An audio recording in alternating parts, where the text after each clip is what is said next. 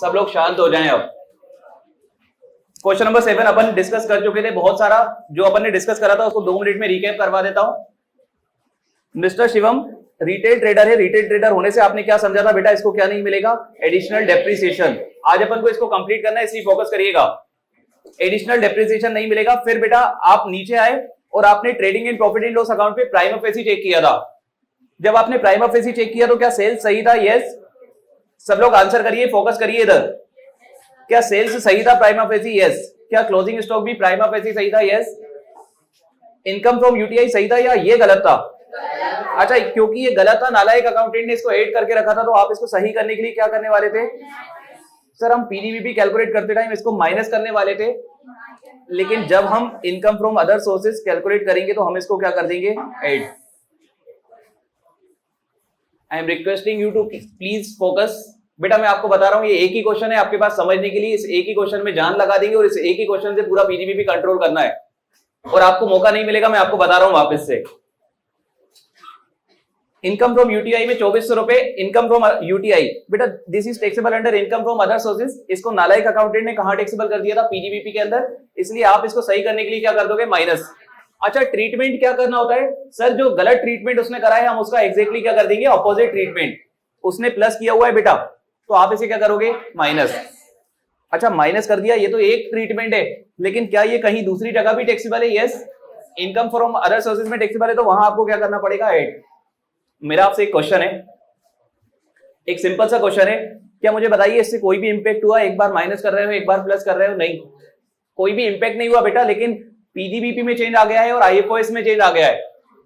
अगर आप एक पर्सन को एज अ होल देख रहे हो तो सब कुछ सेम है, लेकिन चेंज पता है किसमें आ गया है? पीडीवीपी में। अगर क्वेश्चन में पीडीवीपी पूछा गया है तो आपका आंसर गलत हो जाएगा अगर आप ऐसा एडजस्टमेंट नहीं करते हो। फिर बेटा आपने डेबिट वाले साइड प्राइमा फेसी चेक करा, ओपनिंग स्टॉक सही है, परचेज सही है, ग्रॉस प्रॉफिट सही है, बता देना जहां गलती थी। सैलरी सही है, रेंट एंड रेट्स सही है, इंटरेस्ट ऑन लोन सही है, प्राइमा फेसी सही है।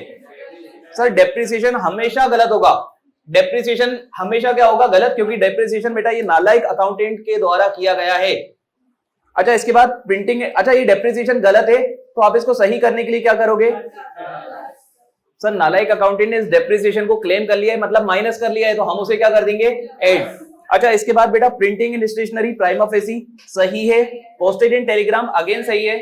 बात को अभी रुक जाइए बेटा, यहां पर जो डेप्रिसिएशन है ना हमेशा ये डिसअलाउ होगा, आप दोनों को एडजस्ट नहीं कर सकते हो। मैंने आपको नहीं बोला कि एडजस्ट करना है, मैं आपको बताने वाला हूं कि यू विल नॉट एडजस्ट, आपको दोनों को सेपरेट ट्रीटमेंट करना पड़ेगा, क्योंकि सेपरेट इसका मार्क्स अलग होगा और उसका अलग होगा। तो बेटा यहां पर ये जो डेप्रिसिएशन है इस पर बुक से इसको आप क्या कर दोगे? डिसअलाउड। और डिसअलाउड का मतलब आज मैं आपको बताऊं, जो आप बोलते थे ना डिसअलाउड डिसअलाउड डिसअलाउड मतलब क्या? ऐड कर देना। डिसअलाउड मतलब क्या बेटा? ऐड कर देना। अलाउड मतलब माइनस कर देना अगर ऑलरेडी नहीं है तो। इसके अलावा मुझे बताइए loss on sale of shares short term, sir ये कैपिटल गेन का मैटर है, इसको गलत जगह लिया है, मतलब ये गलत है, और क्योंकि ये गलत है इसको भी आप क्या कर दोगे? डिसअलाउ, मतलब आप क्या कर दोगे? इसको ऐड। अरे यस और नो? इसके बाद बेटा अदर जनरल एक्सपेंस भी प्राइमा फेसी सही है, मतलब अभी तक जो अपन ने क्वेश्चन पढ़ा है, क्वेश्चन में अभी तक अपन को प्राइमा फेसी 3 गलती दिखी। एक गलती बेटा यहां पर है इनकम फ्रॉम यूटीआई, फिर इधर डेप्रिसिएशन और इधर है loss on sale of shares. और ट्रीटमेंट क्या करना है बेटा? जो ऑलरेडी वो कर चुका है उसका ऑपोजिट ट्रीटमेंट आपको करना पड़ेगा। क्या सबको इतनी बात क्लियर है? चलिए अब फोकस करिएगा, अब आपका थोड़ा सा दिमाग की टेस्टिंग होगी, क्योंकि अब सही मायने में क्वेश्चन स्टार्ट होगा। बेटा क्वेश्चन स्टार्ट होगा सही मायने में एडिशनल इंफॉर्मेशन के साथ। तो एडिशनल इंफॉर्मेशन में पहला पॉइंट देखिए, very very important from exams perspective, लिखा है, आप बेटा ध्यान से सुनना, आप अपना दिमाग लगा के मुझे आंसर करिएगा प्लीज, जल्दबाजी में आंसर मत करना, जो मैं आपसे पूछूं उसको दिमाग लगाना, सोचना, फिर आंसर करना। लिखा है it was found that some stock were omitted to be included in both opening and closing stock. What does word omit means? मतलब भूल गए, मतलब रिकॉर्ड करना भूल गए। अच्छा ओपनिंग स्टॉक कितने से ओमिट हो गया है? 9000। आप मुझे एक चीज बताइएगा ईमानदारी से, अगर मैं ओपनिंग स्टॉक को सही लेता यहां पर तो कितना फिगर आता? 99,000।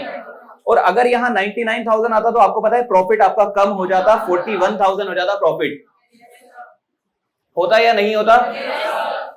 समझ रहे हैं क्या मेरी बात? मैंने आपसे क्या बोला? अगर ओपनिंग स्टॉक आप बेटा सही कर रहे होते तो ओपनिंग स्टॉक अगर सही होता तो बेटा आपका प्रॉफिट क्या होना चाहिए था? कम होना चाहिए था। क्योंकि नहीं हुआ तो क्या अब आपको कम कर देना चाहिए? मतलब आप मुझे बताइए ओपनिंग स्टॉक के अंडर वैल्यूएशन को माइनस करोगे या प्लस करोगे?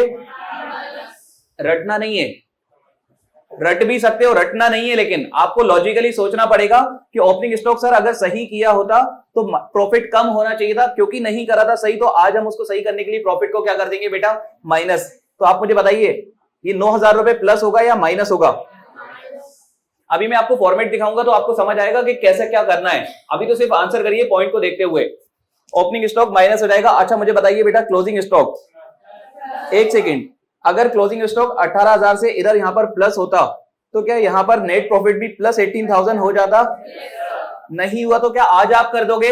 यस। तो ओपनिंग स्टॉक क्लोजिंग स्टॉक का अंडर वैल्यूएशन क्या हो जाएगा बेटा? प्लस। ओपनिंग स्टॉक का क्या हुआ है? माइनस। क्लोजिंग स्टॉक का क्या हो जाएगा? प्लस। बेटा यहां पर अंडर वैल्यूएशन दिया है, कभी हो सकता है वो ओवर वैल्यूएशन दे देता, ट्रीटमेंट ऑपोजिट हो सकते थे। आप समझना मेरी बात, मैं आपको ये चीजें रटा नहीं सकता हूं, ये आपको आपके दिमाग के अकॉर्डिंग सोचनी पड़ेगी। समझ रहे हैं मेरी बात? यस और नो? तो बेटा यहां पर ये 9,000 रुपए क्या हो जाएगा? माइनस, और 18,000 रुपए क्या हो जाएगा? एड। और बेटा ये वाला एडजस्टमेंट एग्जाम में अगर आता है तो ये ट्रिकी एडजस्टमेंट के अंदर आता है, जो कि आपसे इजीली बन जाएगा, ट्रिकी वाले में आता है ये। अच्छा सेकंड चीज देखिए, अब देखना कैसे आप इजीली इस क्वेश्चन को पूरा सॉल्व करते चलेंगे। सब लोग फोकस करिएगा। लिखा है salary paid, salary include 10,000 paid to his brother relative, salary paid 10,000 to his brother which is unreasonable to the extent of 2,000। बेटा अगर भूल भी गए होगे तो ये आपको याद दिला देगा कितना अनरीजनेबल पे करा है आपने? 2,000 रुपए। ये 2,000 रुपए क्या होने वाला है? डिसअलाउड। और व्हाट डिसअलाउड मींस? ऐड करना। डिसअलाउ मतलब क्या होगा बेटा? ऐड करना। मैं आपको बता रहा हूं, जिसने पीजीबीपी की क्लासेस पूरी अटेंड की है उसको फ्री के मार्क्स मिलने वाले, बहुत सारे मार्क्स फ्री के मिलने वाले हैं। अच्छा आगे देखिए, आगे whole amount of printing and stationery was paid in cash by way of one time payment to mister Ramesh. एक सेकेंड, जल्दबाजी नहीं, एक सेकेंड बेटा रुक जाइए, जल्दबाजी नहीं। इंस्टीट्यूट आपके मजे ले सकता है, ध्यान से सुन लो, इधर सबका फोकस इधर होना चाहिए बेटा। आपको पता है यहां पर इसने बोला वन टाइम पेमेंट है, लेकिन हो सकता है वो यहां पर प्रिंटिंग एंड स्टेशनरी में सिर्फ 5,000 डाल के दे देता आपको, तो अलाउड होता वो डिसअलाउड कब होगा बेटा? जब वो 10,000 से ज्यादा है। आप समझ रहे हैं मेरी बात? इंस्टीट्यूट की बातों में डायरेक्टली मत आ जाना, पहले अपना दिमाग जरूर लगाना। जिस पॉइंट के बारे में वो बात करे ना उसको झांक के देखना। जैसे बेटा यहां पर किसकी बात कर रहे हैं? Printing and stationery. तो आप आकर यहां पर चेक करिए, प्रिंटिंग एंड स्टेशनरी में है कितना? 23,200। बेटा 23,200 रुपए कैश में पे कर दिया, क्या 40A3 का कॉन्ट्रावेंशन कर दिया है? यस। तो दिस विल बी डिसअलाउड। तो बेटा डिसअलाउड हो जाएगा, मतलब क्या कर दूं मैं 23,200 रुपए को? सर 23,200 रुपए हो जाएगा एड। अभी प्रेजेंटेशन देखेंगे अपन, अभी सिर्फ आंसर करिएगा मुझे। इसके बाद बेटा बोला है डेप्रिसिएशन से रिलेटेड पॉइंट, फोकस करिएगा सभी लोग। डेप्रिसिएशन से रिलेटेड देखिए क्या बोला है? Depreciation provided in profit and loss account 1,05,000 was based on the following information. नीचे कुछ इंफॉर्मेशन गिवन है बेटा। सबसे पहली चीज गिवन है opening balance of plant and machinery written down value as on 31 March, मतलब पिछले साल का क्लोजिंग माइनस डेप्रिसिएशन, मतलब ओपनिंग कितना गिवन है? 4,20,000। तो बेटा एक सेकंड में यहां पर है ना एक वर्किंग नोट ही बना लेता हूं, क्योंकि डेप्रिसिएशन का कैलकुलेशन करोगे तो यहां पर ओपनिंग ब्लॉक में कितना आ जाएगा आपका? Opening WDB 4,20,000। अच्छा इसमें आप लोग क्या करते हो यार? ऐड करते हो कितना? A, B और C। देखते हैं अपन क्वेश्चन में क्या बोला है, ध्यान से सुनना यार। बेटा बोला है क्वेश्चन में a new plant and machinery falling under same block of depreciation was bought on 1 July 2022। 1 जुलाई मतलब फुल, और फुल मतलब A। तो बेटा A में कितना आ जाएगा? 70,000।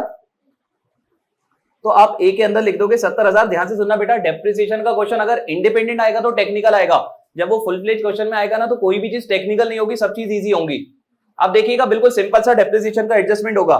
तो 4,20,000 ओपनिंग है, 70,000 का आपने खरीदा है, और बेटा दो मशीनरी आपने 50,000 में बेच दी है। तो बेटा आप क्या कर दोगे? उसे माइनस, लेस क्या कर दोगे? Money payable. बस बेटा ध्यान रखना, वो क्वेश्चन में आपको बरगला सकता है कि 50,000 रुपए की चीज आपने इतने में बेच दी, दैट डजंट मैटर, जितने में बेची वही क्या करोगे? माइनस। तो कितना माइनस करोगे इस क्वेश्चन में? 50,000।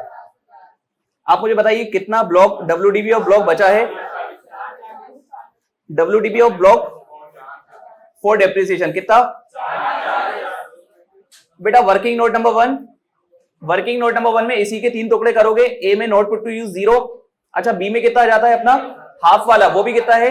0। अच्छा C में कितना आता है? बैलेंसिंग फिगर, मतलब 4,40,000। एक सेकेंड, क्वेश्चन में एक फॉल्ट है। क्वेश्चन में रेट ऑफ मशीन तो बताया नहीं है, रेट कौन सा लगेगा? रेट कौन सा लगेगा बेटा? 15%। तो डेप्रिसिएशन बता दीजिए। 66,000। बेटा ध्यान से सुनना, आपने एक डेप्रिसिएशन डिसअलाउ करा था, ऐड करा था, एक डेप्रिसिएशन आपको माइनस भी करने को मिलेगा। ध्यान से सुनना, डेप्रिसिएशन कौन सा वाला डिसअलाउ करा था? बुक्स वाला। कौन सा वाला अलाउ करोगे? इनकम टैक्स वाला। तो इनकम टैक्स वाला डेप्रिसिएशन कितना आने वाला है आप मुझे बता दीजिए। मतलब क्या मैं इधर लिख दूं -66,000 depreciation as per IT act. अभी मैं आपको प्रेजेंटेशन बताऊंगा, वो अलग मैटर है। अभी जस्ट आंसर करते चलिए कि आपको ये सब बातें समझ आ रही हैं। अच्छा आगे देखिए क्या लिखा है। Rent and rate include GST liability of 3400 paid as on 7/4/2023। एक सेकंड, सेक्शन 43 भी याद करिए। एक सेकंड बेटा, सेक्शन 43 भी याद करिए। सेक्शन 43 भी क्या बोलता है? Tax, duty and cess. GST is a tax. GST क्या है बच्चे? टैक्स। 43 भी पता है क्या बोलता है? आप 31 मार्च निकल गई है, कोई बात नहीं, आप रिटर्न फाइलिंग तक पे कर दो, चलेगा। इस क्वेश्चन में आप चेक करिए उसने कब पे करा है बेटा। मतलब क्या उसने रिटर्न फाइलिंग से पहले ही पे कर दिया? यस। तो बेटा ध्यान से सुनना, यहां पर आपको कुछ भी ट्रीटमेंट करने की जरूरत नहीं है। No treatment. क्यों? क्योंकि ऑलरेडी उसने डिडक्शन लिया हुआ है। बेटा लिखा है ना, देखिए ना, rate includes GST liability. Already वो माइनस करके बेटा, सब लोग प्लीज फोकस करेंगे यार, ऑलरेडी वो माइनस करके बेटा है, तो आपको कुछ भी करने की जरूरत नहीं है, क्योंकि इट इज अलाउड, क्योंकि आपने बेटा रिटर्न फाइलिंग की ड्यू डेट से पहले उसको क्या करवा दिया है? पे। लेकिन बेटा कहीं पर अगर ये लिखा होता 7 जनवरी 2024, अब बताओ मुझे, अगर यहां पर बेटा डेट अगर मैं चेंज कर दूं और यहां पर लिख दूं 7 जनवरी 2024, अब मुझे बताओ पे करा है या नहीं पे करा? नहीं पे करा। और बेटा अगर पे नहीं करा तो ये क्या हो जाएगा आपका? डिसअलाउड। मतलब अगेन मैं आपको एक चीज बता दूं, मैं आपको चीजें रटा नहीं सकता हूं, मैं चीजें आपको रटा नहीं सकता हूं बेटा। वो आपको देखना पड़ेगा कि कहां पर क्या कर रहा है, अलाउ हो रहा है या नहीं हो रहा है, ये आपको देखना पड़ेगा अकॉर्डिंग टू सेक्शन 43B ने आपको क्या सिखाया था बेटा? अगर रिटर्न फाइलिंग तक वो 6 खर्चे पे कर दिए तो आपको क्या मिल जाएगा? डिडक्शन। अरे यस और नो? तो बेटा अगर पे कर दिए तो डिडक्शन ले लेना, और अगर पे नहीं करा तो आपको क्या करना पड़ेगा? डिसअलाउ करना पड़ेगा। अच्छा एक चीज और, अगर बेटा किसी चीज का डिडक्शन मिलने वाला है और नालायक अकाउंटेंट ऑलरेडी ले चुका है, तो आपको कुछ करने की जरूरत है क्या? आप समझना मेरी बात, आपको ट्रीटमेंट जब ही देना है जब उसने कोई गलती की हो। अगर उसने बेटा यहां पर इसका डिडक्शन नहीं लिया होता तो आप इसका डिडक्शन क्या करते? ले लेते, क्योंकि वो ऑलरेडी लेके बेटा डिडक्शन, तो there will be no treatment for this. आगे देखिए, आगे एक और चीज, लास्ट पॉइंट और देख लीजिए, इसके बाद अपन क्वेश्चन का प्रेजेंटेशन देखेंगे। लिखा है other general expense include 2000 paid as donation to charitable trust. Section number 37, legal yes, revenue yes. बेटा ध्यान से सुनना, डोनेशन बिजनेस प्रोफेशन की वजह से थोड़ी होता है, वो आपकी पर्सनल वजह से होता है। तो ये जो भी डोनेशन वगैरह आप पे कर रहे हो, ये आपका क्या होने वाला है? डिसअलाउड। तो आप मुझे बताइए ना, डिसअलाउड होने वाला है मतलब आप क्या करोगे इसे? क्या आपको सिर्फ इतनी बात क्लियर है कि जब भी बेटा डिसअलाउ होगा आपको करना क्या है? क्या करना है बेटा? ऐड करना है। जब भी डिसअलाउड होगा आपको क्या करना है यार? ऐड करना है चीज को। अब एक काम करिए, एक तीसरी चीज जो इंपॉर्टेंट चीज मैं आपको बताने वाला हूं बेटा, क्वेश्चन मेरी तरफ से अभी कंप्लीट नहीं हुआ है समझाने के पॉइंट ऑफ व्यू से। पहली चीज जो आपको समझ आना चाहिए, फोकस करिएगा सभी लोग, क्योंकि ये चीज बहुत काम की है। अभी तक जितनी भी चीज बताई सब काम की है, और ये भी बिना इसके तो आपका क्वेश्चन नहीं होगा। पहली चीज आपको क्या ढूंढना है किसी भी क्वेश्चन में, ये बताइए मुझे। इनिशियली जैसे ही क्वेश्चन आएगा क्या देखोगे आप? सर एडिशनल मिलेगा या नहीं मिलेगा, सबसे पहली चीज ढूंढोगे आप, यस और नो। सेकंड आप क्या चेक करोगे? Prima facie. सेकंड आप क्या चेक करोगे बेटा? Prima facie. और तीसरे नंबर पे क्या चेक करोगे? Additional information. क्या इतनी बात आपको क्लियर है?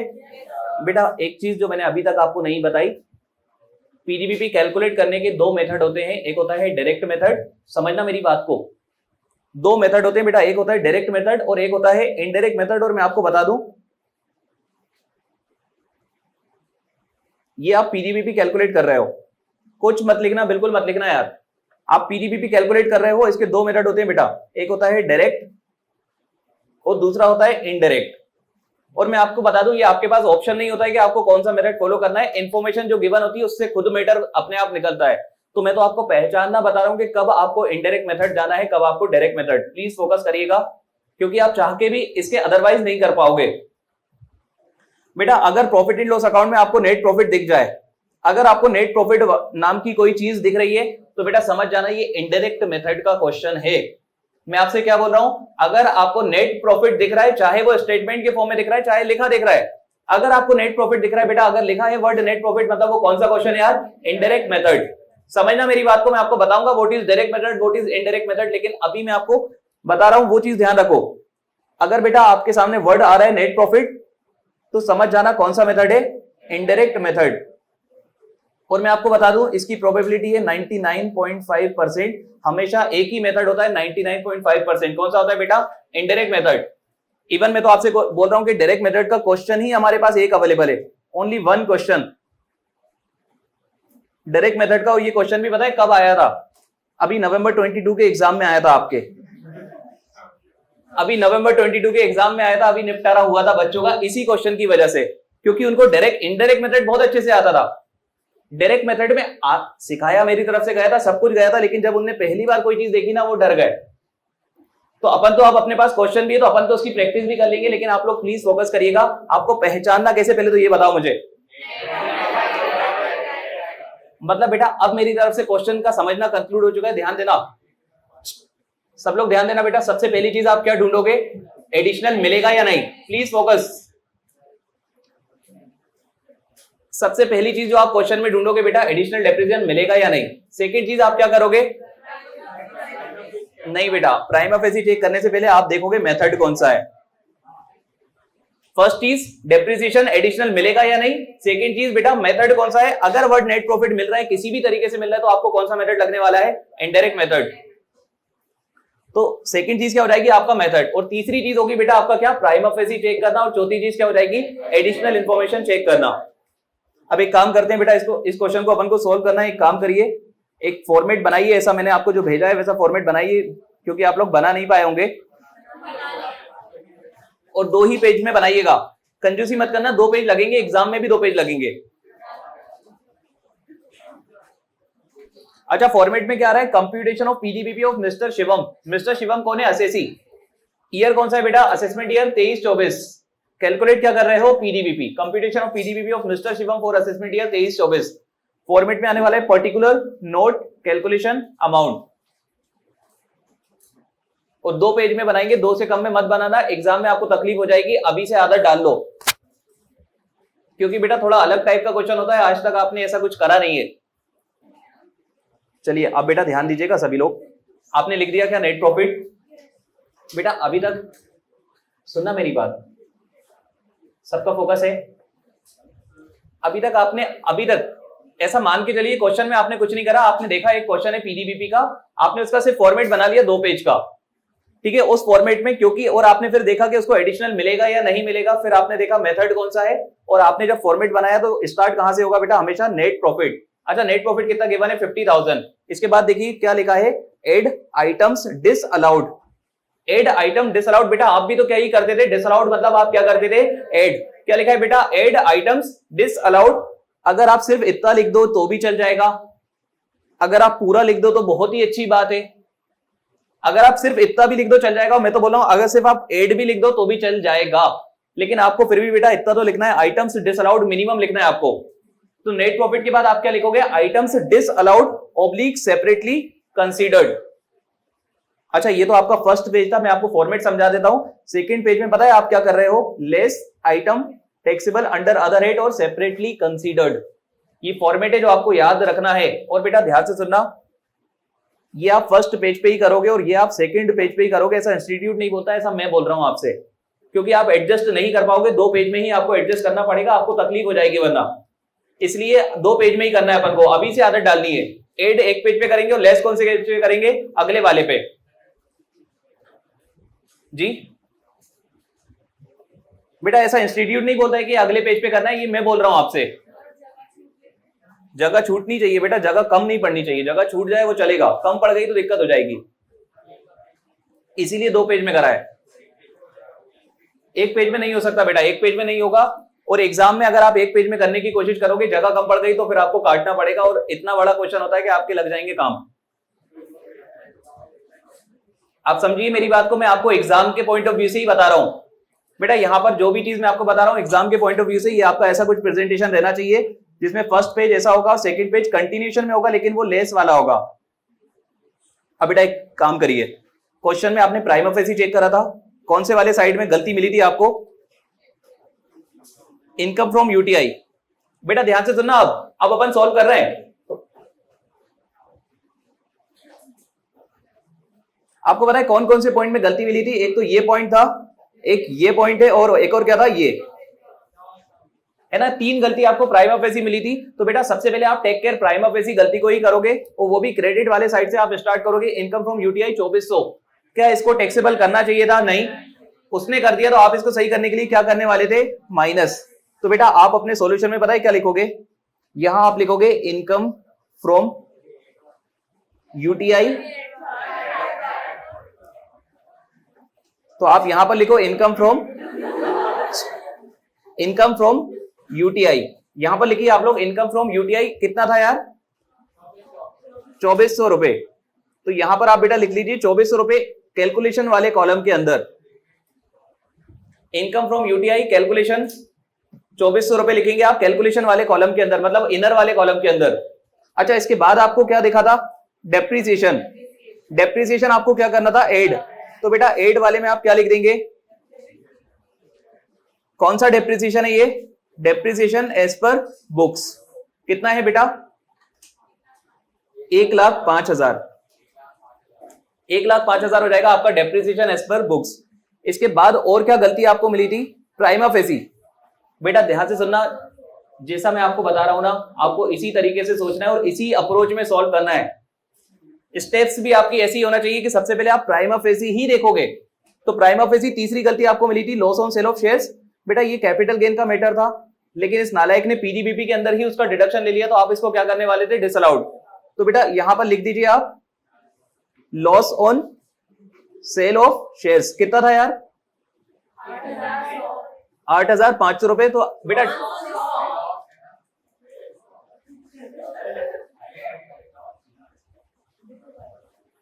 8,100 रुपए loss on sale of shares. बेटा ध्यान से सुनना, गलती मत करना प्लस माइनस करने की। आपको पता है यहां पर ट्रीटमेंट, आप इधर माइनस कर रहे हो तो माइनस में लिखोगे और डिसअलाउ कर रहे हो तो बेटा प्लस में लिखोगे। अच्छा, इसके बाद प्राइमा फेसी तो हो गया। अब आपको कहां जाना पड़ेगा? Additional information. बेटा एडिशनल इंफॉर्मेशन में जैसे ही आप आए थे ना, तो पहली चीज आपने पाई थी ओपनिंग स्टॉक का अंडर वैल्यूएशन। हमने डिसाइड किया था इसको क्या करने वाले हैं? -9,000, और इधर क्या करने वाले थे? +18,000। अब एक आपकी भीड़ में से डाउट आएगा, सर क्या एडजस्ट कर सकते हैं दोनों को? बेटा कर सकते हो, लेकिन मत करना। कर सकते हो लेकिन मत करना। क्यों? आपकी 2 स्टेप्स को आप सिंगल स्टेप करना चाहते हो, जब दिमाग तो लगाना ही पड़ रहा है। तो आप क्यों ना इसको अलग लिखो और इसको अलग लिखो। एडजस्ट मत करना बेटा। मैं आपको बोल रहा हूं पीडीबीपी में कुछ भी एडजस्ट मत करना। किसी भी पॉइंट के 0.5 या 1 नंबर हो सकते हैं किसी भी चीज के। तो बेटा इन दोनों को आप सेपरेट दिखाओगे। माइनस में क्या लिखोगे? 9,000, और प्लस में क्या लिखोगे? 18,000। तो एक काम करिए, अपने फॉर्मेट में अपन आएंगे प्लस में। पता है आप क्यों प्लस कर रहे हो? Under valuation of closing stock कितना? 18,000 प्लस। और इधर अगर अपन माइनस में आएंगे तो under valuation of opening stock कितना हो जाएगा यार? 9,000 माइनस वाले साइड में। अच्छा, मैं माइनस को ऐसे ही लिख देता हूं, माइनस ब्रैकेट में। इसके बाद बेटा, इसके बाद अब आप मुझे बताएंगे, अब आप लोग मुझे बताएंगे सैलरी 10,000 आपने अपने भाई को पे करी है, उसकी औकात 8,000 थी, मतलब कितनी अनरीजनेबल पे करिए? 2,000। तो 2,000 रुपए क्या हो जाएगा? तो डिसअलाउ मतलब 8 वाले में लिखूं या लेस वाले में लिखूं? सर ये जो डी वाला है ना, यहां पर लिखना पड़ेगा सैलरी टू ब्रदर। अब किसी के दिमाग में ऐसे कोई पॉइंट आ सकता है कि सर ये कैसे सोच रहे हो? बेटा जो तुम देख रहे हो ना वही लिख रहा हूं मैं, जो तुम मुझे बता रहे हो वही लिख रहा हूं मैं। आप कुछ अलग भी लिखोगे तो चलेगा, कोई इससे उसके मार्क्स नहीं है। मार्क्स ट्रीटमेंट के हैं बेटा, क्या प्लस करना है क्या माइनस करना है। तो सैलरी टू ब्रदर कितना आया था अमाउंट? 2,000 रुपए। अच्छा, इसके बाद बेटा, इसके बाद अगर अपन बात करेंगे तो लिखा था यहां पर कितना डिसअलाउ करना था? 23,200 कैश में पे कर दिया था। तो कितना डिसअलाउ करना था? 23,200। तो क्या यहां पर लिख दूं मैं प्रिंटिंग एंड स्टेशनरी? कितना 23,200 रुपए, 8 में ही लिखा है ना मैंने, ओके। इसके बाद आगे देखिए आप लोग, डेप्रिसिएशन एज पर, बेटा आपने कैलकुलेट करा था डेप्रिसिएशन वर्किंग नोट नंबर 1 में कितना आया था आपका 66,000, ओके। तो बेटा यहां पर आप लिखोगे एफ वाले पॉइंट के अंदर depreciation as per income tax act, बेटा वो आपने डिसअलाउ करा था डेप्रिसिएशन, आपने डिसअलाउ करा था डेप्रिसिएशन एज पर बुक्स। अब आप डिडक्शन कितना लोगे बेटा depreciation as per income tax. Actually मुझे कंफ्यूजन ऊपर नीचे करने में हो रही है, वो depreciation as per income tax act कितना आएगा बेटा 66,000, क्या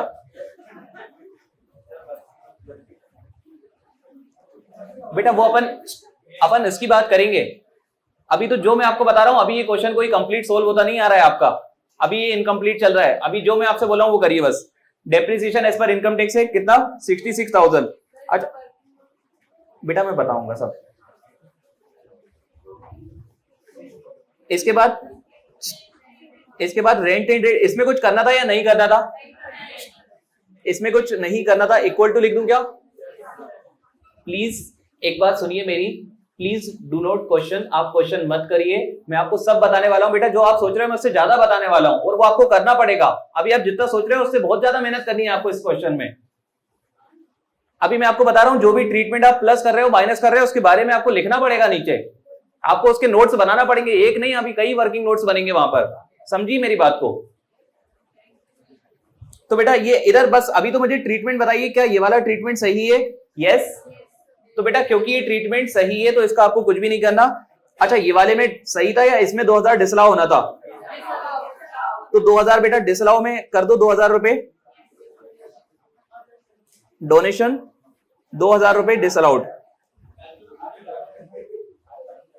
कुछ बचा है क्या आप?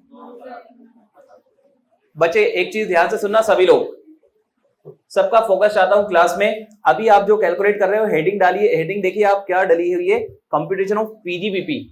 आप सिर्फ क्या कैलकुलेट कर रहे हो? पीजीबीपी। आप आईएफएस अभी कैलकुलेट ही नहीं कर रहे हो तो उसका कोई ट्रीटमेंट नहीं दे रहे हो आप सिर्फ पीजीबीपी में जो चीज गलत है सही है आप उसको सही कर रहे हो। तो एक काम करिए ना, आप मुझे एड वाले साइड का टोटल बता दीजिए, सिर्फ एड वाले साइड का टोटल, इतनी चीज का टोटल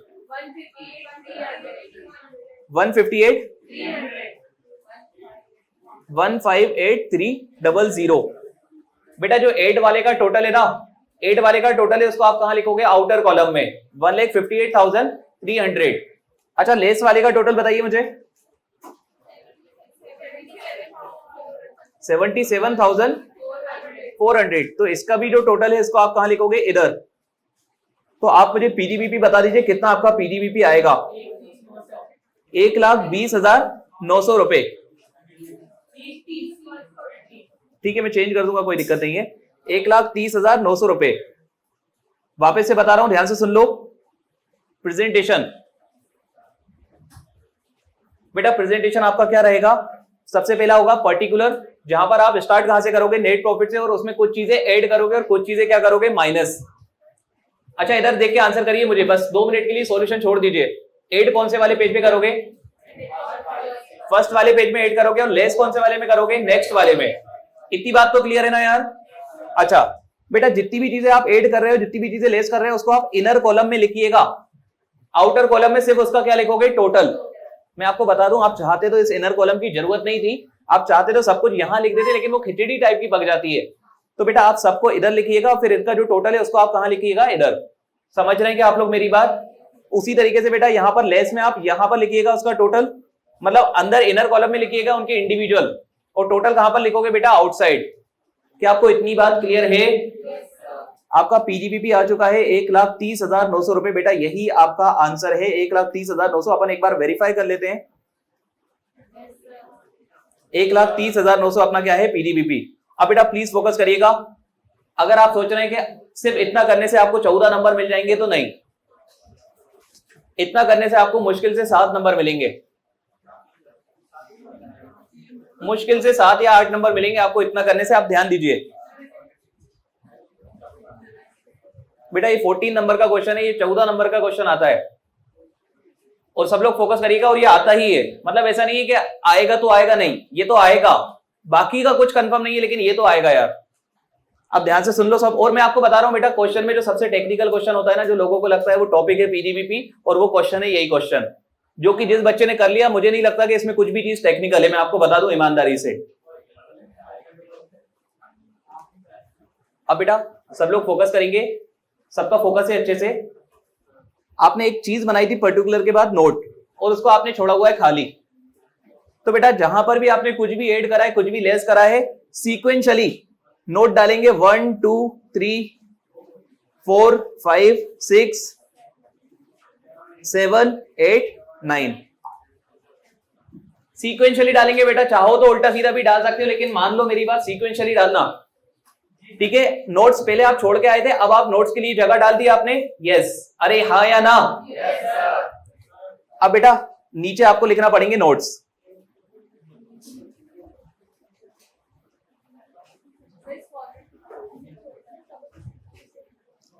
नीचे बेटा आपको लिखना पड़ेंगे नोट्स। बच्चे प्लीज सभी लोग फोकस करेंगे। और बेटा ये बहुत काम की चीज है, क्योंकि आप पता है जहां पर जितनी जरूरत होगी उससे ज्यादा लिखने बैठ जाओगे, क्योंकि आपको आता बहुत कुछ होगा। नहीं करना ऐसा, लिमिटेड लिखना है, एक लाइन। जितना छोटा सा नोट होगा बेटा, उतने ज्यादा आपको मार्क्स मिलेंगे, मैं आपको बता रहा हूं।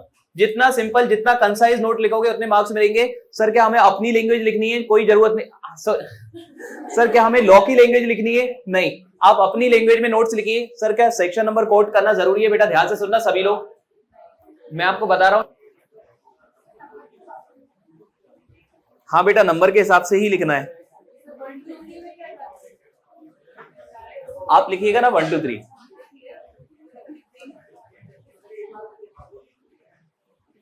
I want silence in class. बेटा मैं नोट नंबर 4 आपको बता रहा हूं। नोट नंबर 4 किसके आगे लिखा है आपने? देखिए जल्दी से, सैलरी टू ब्रदर। मैं आपको पता है क्या बता रहा हूं, आपको कोई नोट के लिए अलग से दिमाग लगाने की जरूरत नहीं है बेटा। अगर आपको वो चीज पता थी तो ही आपने उसका ट्रीटमेंट दिया है, और जो आपने ट्रीटमेंट दिया है वही आपको लिखना है। आप मुझे बताइए क्यों आपने इसको 2000 ऐड किया है? Sir unreasonable amount paid to brother is disallowed under section 40A(2). अरे यस और नो?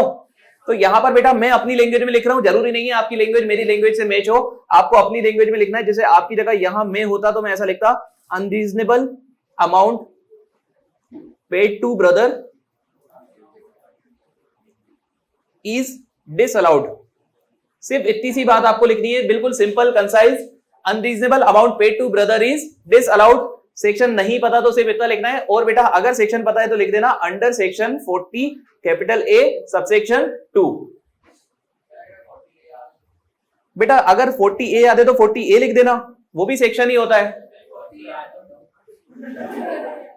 बेटा अगर आप 40 लिख दोगे तो सेक्शन ही गलत हो जाएगा, क्योंकि सेक्शन 40A ही है वो ये 40A ही है सेक्शन, फिर जरूर निपटारे हो जाएंगे। बेटा सुनना मेरी बात ध्यान से, बच्चे प्लीज ध्यान से सुन लीजिए। इसका चार्जिंग सेक्शन 28 से कोई लेना देना नहीं है, तो आप मत लिखिएगा।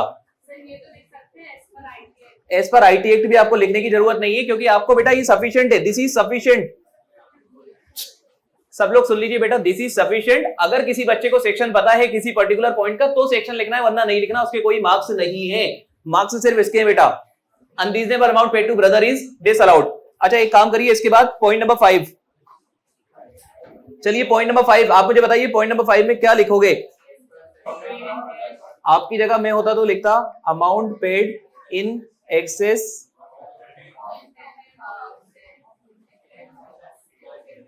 Amount paid exceeding 10,000 per day per person is disallowed. Section नहीं पता तो बात खत्म, सेक्शन पता है तो अंडर सेक्शन 40A सबसेक्शन 3। बेटा ये बिल्कुल लॉ का पेपर नहीं है जो आपको लिखना पड़ेगा as per relevant provision of income tax act. मत लिखना, पता है तो सेक्शन लिखना, नहीं पता तो कुछ मत लिखना, बस प्रोविजन लिखना, ठीक है? क्योंकि उसके मार्क्स नहीं है, आप अपना टाइम वेस्ट करोगे अगर आप ऐसा लिख रहे हो। बेटा लॉ में आपको लिखना चाहिए, अगर आप कंपनी लॉ का आंसर कर रहे हो तो वहां आपको अगर सेक्शन नहीं पता तो लिखना चाहिए as per relevant provision of particular chapter और पर्टिकुलर एक्ट एसेट्रा। तो amount paid exceeding 10,000 per day per person is disallowed under section 40A3। चलिए और बताइए मुझे पॉइंट नंबर 5, डोनेशन।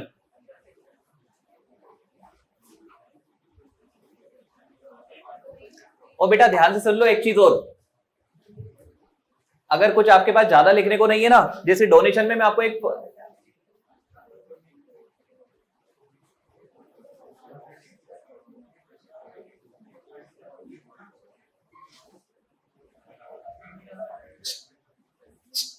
अगर नहीं है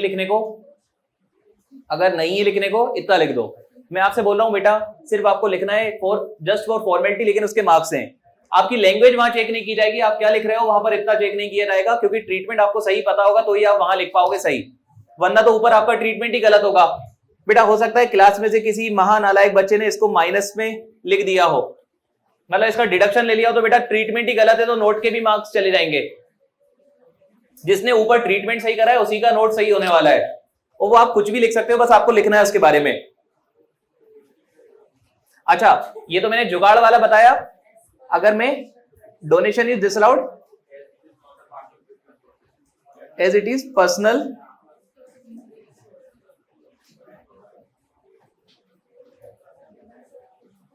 अगर पता है तो, नहीं तो मैंने आपको जुगाड़, बेटा मैं आपको हर तरीके से बता रहा हूं कि आपको करना क्या है। अच्छा मुझे बताइए पॉइंट नंबर 1, पॉइंट नंबर 1 में क्या था यार, डेप्रिसिएशन एज पर बुक्स। तो बेटा वही लिखना है आपको, depreciation as per books is disallowed, क्योंकि बुक्स वाला थोड़ी अलाउ होगा। तो बेटा डेप्रिसिएशन एज पर बुक्स क्या हो जाएगा, depreciation as per book is disallowed. ज्यादा से ज्यादा किसी को दिमाग लगाना है तो लिख सकते हैं only depreciation calculated under section 32 will be allowed as deduction, yes और नो। अच्छा एक चीज और, यहां पर बेटा आपने इसको डिसअलाउ बोला है, कहीं पर आपने इसको अलाउ भी करवाया होगा, कहां पर, नोट नंबर 9। तो नोट नंबर 9 में आपको वो कैलकुलेशन देना है जो आपने किया था। आप बोल रहे थे मुझसे वर्किंग नोट देना पड़ेगा, बेटा वर्किंग नोट कौन सा है, 9, जहां पर आपने बेटा वो करा होगा opening block plus addition ABC minus, और फिर उसके अंदर आपने डेप्रिसिएशन वगैरह कैलकुलेट किया होगा, ये वहां से निकलेगा। नोट नंबर 9 में होगा ये सब कैलकुलेशन। क्या आपको बात क्लियर है? अब बेटा एक काम करो, सुनिए मेरी बात ध्यान से, प्लीज बच्चे, सभी बच्चे फोकस करेंगे। करना क्या है आपको, पीडीबीपी के क्वेश्चन में 2 मिनट के लिए इसको हटा दो। सबसे पहले आप क्या आइडेंटिफाई करोगे, एडिशनल डेप्रिसिएशन मिलेगा या फिर नहीं, this will be your step number 1। एक चीज सुनना बेटा, ऐसा कोई ऐसा सिखाता नहीं है, मैं आपको ऐसा इसलिए सिखा रहा हूं क्योंकि यहां पर बेटा एडिशनल डेप्रिसिएशन बहुत बड़ी चीज है, बहुत काम की चीज है, जो हर क्वेश्चन में आपको या तो इधर या उधर पूरा चेंज कर देगी सॉल्यूशन। तो first you will identify whether additional depreciation will be allowed और नॉट। अरे यस और नो। सेकंड चीज बेटा, जब तक आपको मेथड नहीं पता आप क्वेश्चन सोल्व भी नहीं कर सकते, तो आप क्या आइडेंटिफाई करोगे, मेथड। अगर क्वेश्चन में आपको नेट प्रॉफिट गिवन है, मतलब समझ जाना यार इनडायरेक्ट मेथड का क्वेश्चन है। क्या आपको ये बात भी क्लियर है? पक्का क्लियर है? बेटा मैं आपको बता दूं, किसी को नहीं पता होता कि 2 मेथड होते हैं, किसी को नहीं पता होता कि 2 मेथड होते हैं। मैं आपको बता रहा हूं कि 2 मेथड होते हैं। First is indirect method. Indirect method समझ जाना, अगर नेट प्रॉफिट गिवन है कौन सा मेथड है, इनडायरेक्ट मेथड। क्या आपको ये बात क्लियर है? अच्छा जब आप चेक करोगे तो सबसे पहले चेक करोगे बेटा नालायक अकाउंटेंट के द्वारा बनाया गया प्रॉफिट एंड लॉस अकाउंट, जिसको आप क्या बोलते हो, प्राइमा फेसी चेक। तो step number 3 is your prima facie check. अच्छा स्टेप नंबर 4 क्या हो जाएगा आपका, एडिशनल इंफॉर्मेशन का चेक। अरे यस और नो? फॉर्मेट बनाओगे, फॉर्मेट कैसा बनाओगे, फॉर्मेट बताओ मुझे। पर्टिकुलर नोट, अमाउंट का कैलकुलेशन और अमाउंट इन डिटेल। अच्छा 1 पेज में बनाओगे, 2 पेज में? बेटा 2 पेज इसलिए बनाना है, एग्जाम में जब आप बना रहे होगे आपको वो पेज एड वाली की जगह कम पड़ जाएगी, फिर आपको नीचे करना पड़ेगा, प्रेजेंटेशन की पूरी एसटेसी हो जाएगी। इसलिए हमेशा कितने पेज में करोगे बेटा, 2 पेज। स्टार्ट कहां से करोगे सर? स्टार्ट करेंगे net profit as per profit and loss account. बेटा ये नेट प्रॉफिट पता है किसके अकॉर्डिंग है? हाँ नेट प्रॉफिट एज पर नालायक अकाउंट, लेकिन ऐसा मत लिखना, नालायक अकाउंटेंट भी बेटा अपनी ही ट्रिक है, उसको मत लिखना। वहां पर लिखना net profit as per profit and loss account. और बेटा फिर आप ऐड करोगे आइटम डिसअलाउड, और लेस क्या करोगे, item taxable under other rate और सेपरेटली कंसीडर्ड। अब बेटा प्लीज फोकस करिएगा सभी लोग। आपको पता है क्वेश्चन का सबसे इजी पार्ट, क्वेश्चन का सबसे इजी पार्ट आप ये सब कर लोगे, एड और लेस। एड और लेस कर लोगे और बेटा जिसने एड और लेस कर लिया तो नोट निकले में उसको कोई दिक्कत नहीं आएगी, क्योंकि अपनी लैंग्वेज में ही लिखना है। जिसने एड और लेस सही करा है उसको नोट से लिखने में कोई दिक्कत नहीं आएगी, मैं आपको बता रहा हूं। अब आपको बेटा अब इधर ध्यान से सुन लो एक चीज, एक क्वेश्चन मैं आपको दे रहा हूं।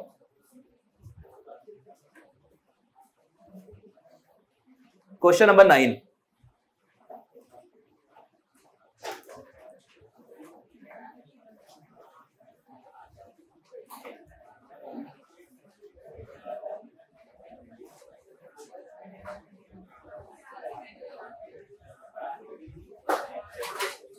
बेटा इलस्ट्रेशन नंबर नहीं, क्वेश्चन नंबर 9। क्वेश्चन नंबर 9 आपको सॉल्व करके लाना है, अपन डिस्कस करेंगे क्लास में उसके बाद।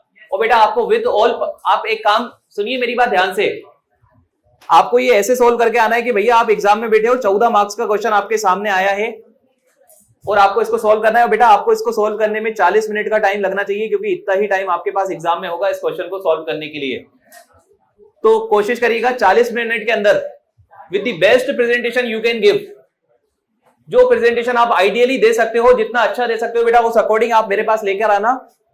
और इसमें एक गलती आप करने वाले हो वो मैं आपको बता रहा हूं, फिर बेटा मैं आपको मार्क्स दूंगा आपका पर्टिकुलर इंडिविजुअली देखकर। ठीक है, मैं आपको मार्क्स दूंगा कि आप अगर मैं एग्जामिनर होता तो आपको कितने मार्क्स देता। बुक आपने बंद कर दी है सबने। बेटा मैं आपको एग्जाम में आपको मार्किंग पैटर्न बता रहा हूं, कैसा आपका मार्किंग पैटर्न होता है, जिसकी वजह से आपको पीजीबीपी में मार्क्स मिलते हैं बहुत सारे। आपको कितने एडजस्टमेंट यहां पर दिख रहे हैं? 6 चीजें आपको ऊपर दिख रही हैं, और इधर कितनी दिख रही हैं? 3 चीजें। कितनी हो गई यार? 9 टोटल। मतलब कितने एडजस्टमेंट आपको दिख रहे हैं? 9। अरे यस और नो? बेटा इस 9 के अलावा एक और चीज थी, मैं आपको बताऊं। एक और था जिसको आपको कुछ भी ट्रीटमेंट नहीं देना था, वो भी एक ट्रीटमेंट था। तो आपको कितने हो गए? 10। सब लोग बेटा प्लीज फोकस के साथ सुन ले। इस क्वेश्चन के अंदर 10 एडजस्टमेंट मुझे दिख रहे हैं। मतलब मुझे कितने एडजस्टमेंट दिख रहे हैं? 10 एडजस्टमेंट्स। मैं आपको बताऊं इस हर एडजस्टमेंट के बदले में 1 मार्क्स होगा। हर एडजस्टमेंट के अगेंस्ट 1 मार्क होगा। और किसी एडजस्टमेंट में जैसे डेप्रिसिएशन कैलकुलेट करना पड़ रहा है, ज्यादा दिमाग लगाना पड़ रहा है, तो हो सकता है किसी एडजस्टमेंट में 2 मार्क्स हो। आप समझिए मेरी बात, हर एडजस्टमेंट के अगेंस्ट बेटा कितने मार्क्स होंगे? 1 नंबर मिनिमम इस क्वेश्चन में। समझ रहे हैं क्या? यस और नो? बेटा मैं आपको बता दूं, यहां पर एडजस्टमेंट के टोटल मार्क्स होंगे 12 मार्क्स। सर क्वेश्चन तो 14 मार्क्स का है। बेटा ध्यान से सुनना, 12 मार्क्स हो गए आपके एडजस्टमेंट के, और 2 मार्क्स हो जाएंगे आपके फाइनल आंसर के। ध्यान से सुनना बेटा, अगर एक भी एडजस्टमेंट गलत करा, सुन लीजिए बात को, अगर एक भी एडजस्टमेंट गलत करा तो सबसे पहले तो ये 2 जाएंगे, और 1 चले जाएगा उस पर्टिकुलर एडजस्टमेंट का। तो कितने मार्क्स गए? 3 मार्क्स। पहला एडजस्टमेंट जो कोई भी बच्चा गलत करेगा तो कितने मार्क्स हट जाएंगे? 3। बेटा किसी में अगर ज्यादा टैलेंट है, दूसरा भी गलत करना चाहता है, तो कितने हो जाएंगे टोटल? 4। और भी कितने हो सकते हैं? 5। लेकिन मैं आपको बता दूं, ये क्वेश्चन पीजीबीपी का क्वेश्चन 14 में से 8-9 नंबर हर बच्चे को देकर जाएगा जिसने पढ़ के गया है। क्यों देके जाएगा बेटा? इतने उसमें इजी पॉइंट होते हैं कि वो बनते हैं। और ये 8-9 नंबर है ना, ये आपको पास करवाएंगे। मैं आपको बता रहा हूं बेटा, ये गोल्डन मार्क्स है जो आपको पास करवाएंगे इन पेपर। इनकम टैक्स आपको इजी नहीं होने वाला है। उन बच्चों को खासतौर पे जिनका टारगेट 40-45 रहने वाला है, पीजीबीपी उनको पास करवाएगा। क्योंकि बेटा यहां पर स्टेप बाय स्टेप मार्किंग मिलने वाली है, और बहुत प्यारी मार्किंग होने वाली है, और आपको बहुत सारी चीजें आती होंगी। चलिए एक काम करिए, पीजीबीपी का क्वेश्चन है, फुल फ्लेज क्वेश्चन है, और ये आपका आखिरी क्वेश्चन है जो मैं आपको अभी कराऊंगा, फिर मैं आपको बाद में कराऊंगा एग्जाम के टाइम पर। तो ध्यान दीजिएगा, मिस्टर राजू मैन्युफैक्चरर क्वेश्चन मैं स्टार्ट कर रहा हूं। सब लोग प्लीज फोकस करिएगा, प्लीज फोकस करिएगा, प्लीज पार्टिसिपेट करिएगा, प्लीज डिस्टर्ब मत करिएगा। फोकस करिएगा, पार्टिसिपेट करिएगा, डिस्टर्ब मत करिएगा, डाउट्स मत पूछिएगा। पहले मैं आपको मौका दूंगा जब पूछिएगा, अगर पूछना हो तो। Mister Raju manufacturer at Chennai. बेटा वर्ड लिखा है manufacturer, what does it implies? Sir इस एसएससी को क्या मिल सकता है? Additional depreciation. अच्छा लिखा है gives following manufacturing trading and profit and loss account for the year ended 31 March 2023। आप मुझे बताओ, ये ट्रेडिंग अकाउंट जो है ये किसने बनाया है? नालायक अकाउंटेंट। बेटा अपनी क्लास की भीड़ में से किसी एक अकाउंटेंट ने ये बनाया होगा, नालायक अकाउंटेंट।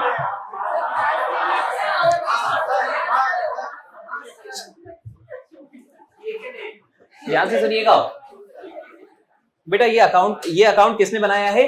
नालायक अकाउंटेंट। फोकस करिएगा, जो मैंने आपको सिखाया है उस अकॉर्डिंग ही चलूंगा, उस अकॉर्डिंग ही आपको चलना है।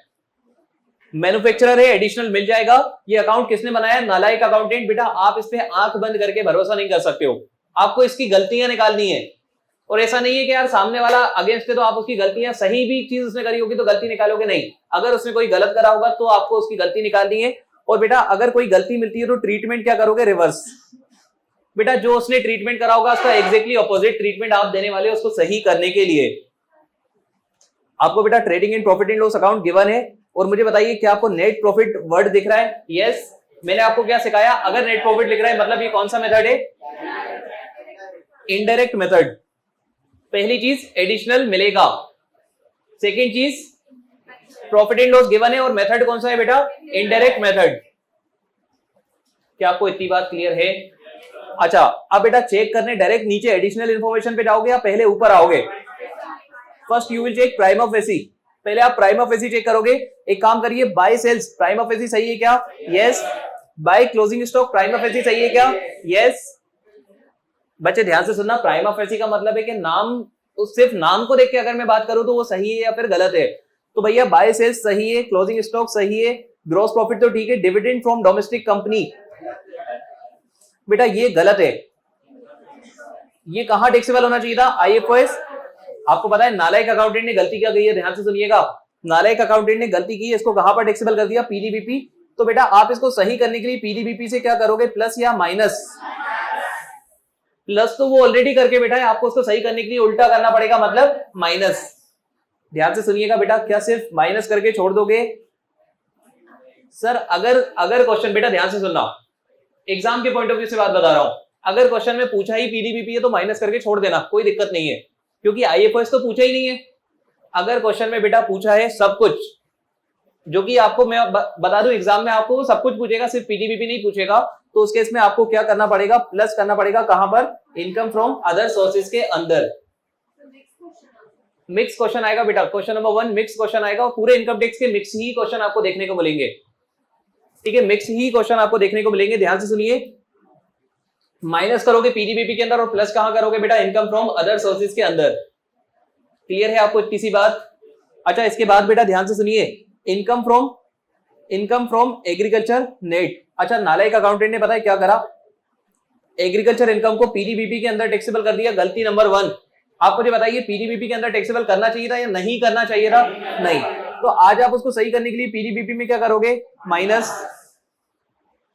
आप तो मुझे एक चीज बताइए, टैक्सेबल भी करना चाहिए था या टैक्सेबल ही नहीं था? ये गलती मत करना PDBP से हटा के IFRS में लेकर जाने की। बेटा PDBP से तो हटेगा लेकिन कहां पर नहीं जाएगा? IFRS, क्योंकि sir this is exempt under section 10(1). आपको पता है आपका नालायक अकाउंटेंट इतना नालायक है कि एग्जेम्प्ट इनकम को टैक्सेबल कर रहा है, पहली गलती। और किस हेड में टैक्सेबल कर रहा है? PDBP के अंदर। मतलब एक गलती है, दो गलती है, दो। तो सही करने के लिए आप इसको क्या करोगे? PDBP में माइनस करोगे। PDBP में minus. Sir income from other sources में कुछ करना है क्या? नहीं बेटा। क्यों नहीं करना है? क्योंकि यार ये टैक्सेबल ही नहीं है, ये तो क्या है? एग्जेम्प्ट। आपने credit side prima facie check कर लिया, यहां पर आपने डिसाइड करा कि इसको आप माइनस करने वाले हो और इसको भी क्या करने वाले हो? माइनस। फिर बेटा अब आप आओगे डेबिट साइड। डेबिट साइड में आप ओपनिंग स्टॉक पे चेक करोगे, प्राइमा फेसी सही है। Purchase of raw material prima facie सही है।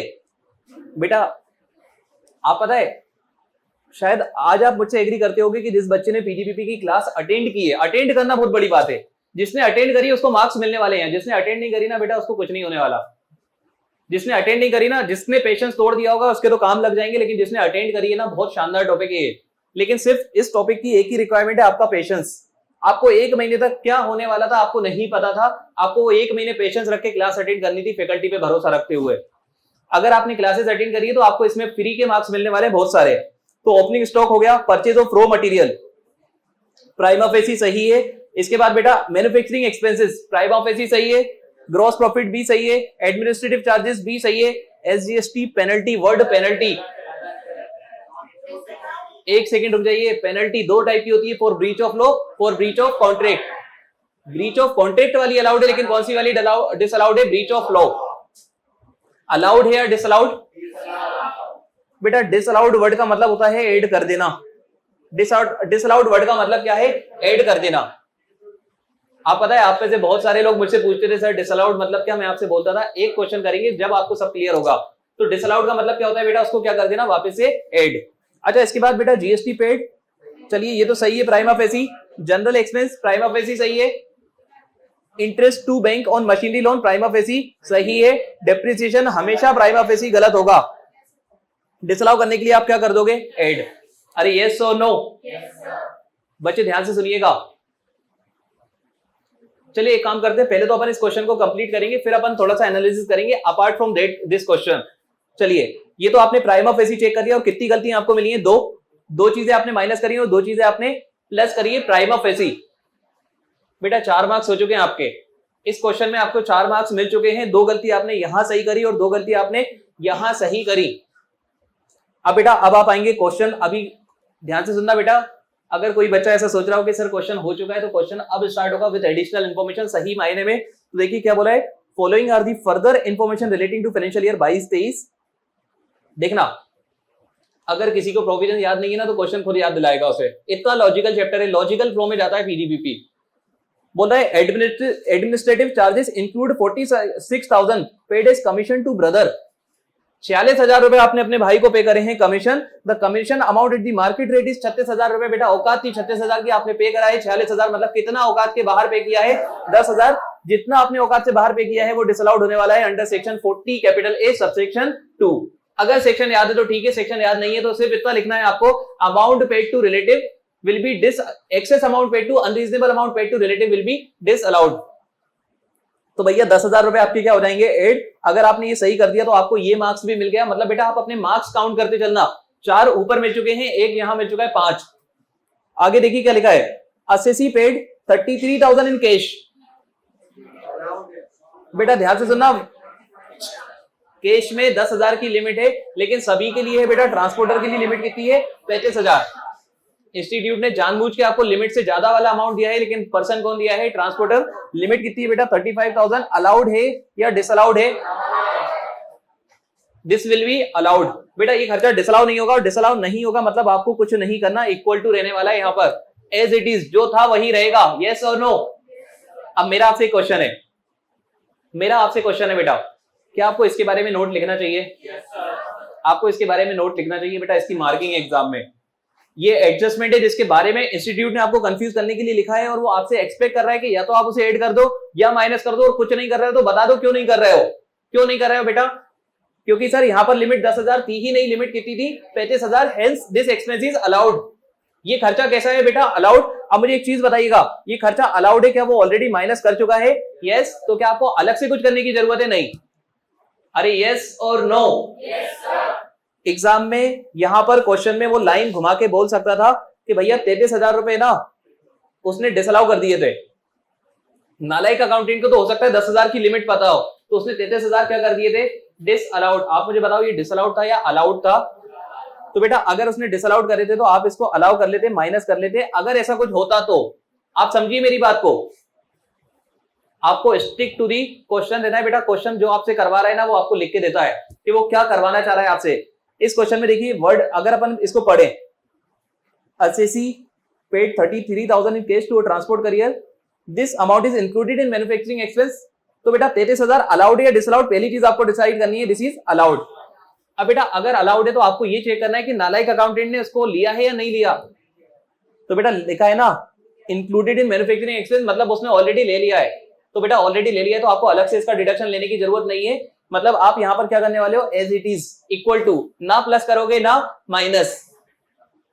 लेकिन यार अगर वहां पर वो लिख देता कि नालायक अकाउंटेंट ने इंक्लूड नहीं किया था तो आपको शायद माइनस करना पड़ सकता था। यस और नो? समझ रहे हो बात? किस किस को मेरी बात समझ आई है? चलिए वेरी गुड। आगे बेटा ये पॉइंट नंबर 3 जो है ना, इस पॉइंट को अपन डिस्कस करेंगे अभी लास्ट में।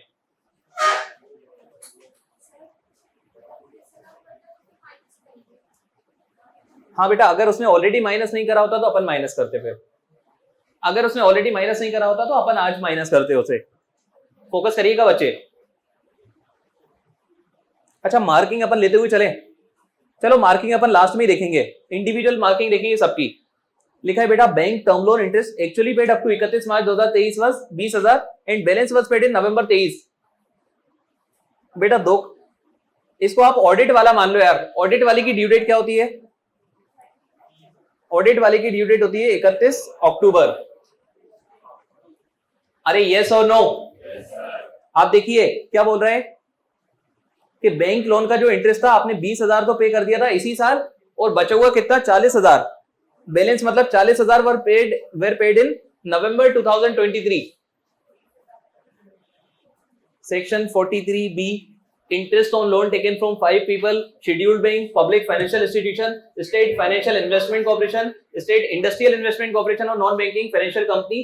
अगर 5 लोगों से आप इन 5 लोगों को अगर आप इंटरेस्ट पे करते हो तो डिडक्शन जब ही मिलेगा जब आपने इनकम टैक्स रिटर्न की ड्यू डेट तक उसको पे कर दिया हो। क्या आपने पे करा है या नहीं करा? बेटा ध्यान से सुनना, कुछ पे कर दिया है, 20 पे कर दिया, कितना नहीं करा? 40,000। तो 43B के according 40,000 will be disallowed. My question to you is, बेटा ये डिसअलाउड होना है, लेकिन नालायक अकाउंटेंट ने देखिए, आप देखिए ना, आपने प्राइमा फेसी क्या करा था?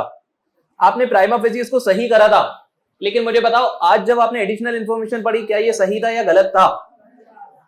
आपको पता है कितना ज्यादा उसने डिडक्शन ले लिया? 40,000 रुपए। बेटा उसने माइनस 40,000 ज्यादा कर लिए, तो सही करने के लिए आप प्लस क्या कर दोगे? 40,000। कितना डिसला होगा बेटा? 40,000। तो जितना डिसला होता है उतना ही आपको क्या करना होता है? ऐड। किस किस को ये पॉइंट क्लियर है? बेटा मैं आपको बता दूं, क्वेश्चन 40 जो सेक्शन 43B होगा ना, आप उसको सोचोगे नहीं उस हिसाब से, ठीक है? 43B को आप सोचोगे नहीं उस हिसाब से, लेकिन बेटा सोचना वो 6 चीजें जब भी अलाउ होंगी जब आप उनको पे कर दोगे सही में रिटर्न फाइलिंग की ड्यू डेट तक। सर ड्यू डेट कौन सी लेंगे? बेटा एक चीज मैं आपको बताऊं, ऐसा नहीं है क्वेश्चन में इंफॉर्मेशन नहीं है, और ऐसा हो भी नहीं सकता क्योंकि इंफॉर्मेशन क्वेश्चन नहीं, वो आपको पता है सेक्शन 139(1) के अंदर ड्यू डेट क्या होती है। एक सेकेंड, आपने एक सेक्शन, बेटा मुझे आंसर करना, आज आपका टेस्ट है, आपने एक सेक्शन पढ़ा था बेटा, प्लीज फोकस करना, 44AB टैक्स ऑडिट। आपने पढ़ा था बिजनेसमैन को ऑडिट कराना होता है 1 करोड़ से ऊपर, प्रोफेशन को कराना होता है 50 लाख से ऊपर। क्या ये बिजनेसमैन है? यस। टर्नओवर है 2 करोड़ 32 लाख, ऑडिट कराना है या नहीं कराना? कराना है। तो ऑडिट कराना है तो ड्यू डेट क्या हो जाएगी? 31 अक्टूबर। बेटा क्वेश्चन सब कुछ क्लियर रहता है, तो आपकी मर्जी है आप उसको समझना चाहते हो या नहीं, ठीक है? और 30 नवंबर वाली ड्यू डेट कभी भी आपके लिए एप्लीकेबल नहीं होगी, वो मैंने आपको ऑलरेडी बताया, that is not applicable in your syllabus. तो आपके लिए 2 ही हो सकती है बेटा, 31 जुलाई या फिर 31 अक्टूबर। एक चीज बताना ईमानदारी से, अगर यहां पर बेटा, अगर यहां पर इसको नॉन ऑडिट वाला केस देना होता ना, तो वो आपको लिख के दे देता कि यार आपका टर्नओवर भी कम होता पहली चीज तो, और वो लिख के भी दे देता कि आप ऑडिट नहीं करवा रहे, क्योंकि वॉलंटरी भी ऑडिट करवाया जाता है, बहुत सारे लोग वॉलंटरी भी करवाते हैं। ये पॉइंट क्लियर है कि आपको ये वाला 43B वाला पॉइंट, यस और नो? बेटा 43B वाला 40,000 रुपए डिसअलाउड होगा, ये बहुत अच्छे से क्लियर रखना आप लोग, क्योंकि मुझे ऐसा लगता है पर्सनली आप यहां गलती कर सकते हो। 43B वाला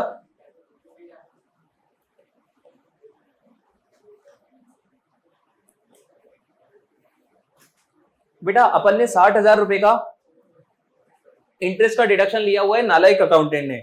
जब आप इसकी इंफॉर्मेशन पर गए तो नीचे इसकी इंफॉर्मेशन दी हुई है पॉइंट नंबर 4 में, वहां पर बताया कि बैंक टर्म लोन का इंटरेस्ट सही में जो आपने पे करा है वो है 20,000। 60,000 में से आपने कितना पे करा है? 20,000। मतलब कितना आउटस्टैंडिंग है?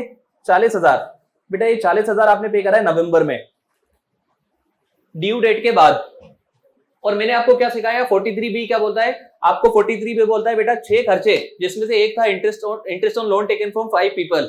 6 खर्चों का डिडक्शन आपको जब भी मिलेगा जब आप इनकम टैक्स रिटर्न की ड्यू डेट से पहले पे कर दोगे। आपने किया है पे या नहीं किया है? नहीं किया, क्योंकि नहीं किया तो दिस विल बी डिसअलाउड। लेकिन कितना डिसअलाउड होगा बच्चे? जितना नहीं किया तो कितना नहीं किया? 40,000। तो 40,000 will be disallowed. And what does word disallowed means? Add कर देना। क्लियर है आपको ये बात? चलिए आगे देखिए, सब लोग फोकस करना यार 2 मिनट, क्योंकि ऐसी चीज बताने वाला हूं जो आपने पढ़ी नहीं है।